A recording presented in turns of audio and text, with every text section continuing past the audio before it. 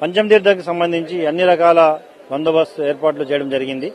ముఖ్యంగా వచ్చే భక్తులకి అవసరమైన ఏర్పాట్లు చేస్తూ ఒకవైపు టీటీడీ, మరోవైపు విజిలెన్స్, పోలీసు విభాగాలు పూర్తిగా సమన్వయం చేసుకుంటూ ఏర్పాట్లు పూర్తిగా కంప్లీట్ చేశాం.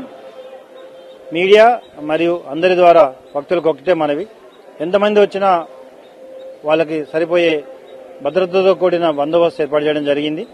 సంతోషంగా మీరు చక్రస్నానం చేసుకోవడానికి అన్ని ఏర్పాట్లు ఉన్నాయి కాబట్టి ఎవరు తొందరపడకుండా ఫస్ట్ డిప్లోనే ఉండాలి, తర్వాత డిప్లోనే ఉండాలని కాకుండా రోజంతా కూడా అవకాశం ఉంటుంది కాబట్టి అందరూ కూడా ఈ అవకాశాన్ని వినియోగించుకోవాలి. ముఖ్యంగా ఈసారి దాదాపు 200 కెమెరాల వరకు లింక్ చేస్తూ తిరుచానూరుని దాదాపు 9 డ్రోన్లు వాడుతూ ప్రతి ప్రాంతాన్ని కూడా డ్రోన్ల ద్వారా పహారా కాస్తున్నాం. కమాండ్ కంట్రోల్ ని పూర్తిగా యాక్టివేట్ చేసి అన్ని రకాల డిపార్ట్మెంట్స్ అక్కడి నుండి వీక్షిస్తున్నాయి. ఎక్కడ ఏ ఇబ్బంది వచ్చినా వాటిని ముందే గ్రహించి తగిన విధంగా లోకల్ లెవెల్లో, గ్రౌండ్ లెవెల్ ఆఫీసర్స్ కి సూచనలు చేయడం, ఇమ్మీడియట్ గా వాటిని సరిదిద్దడం జరుగుతుంది.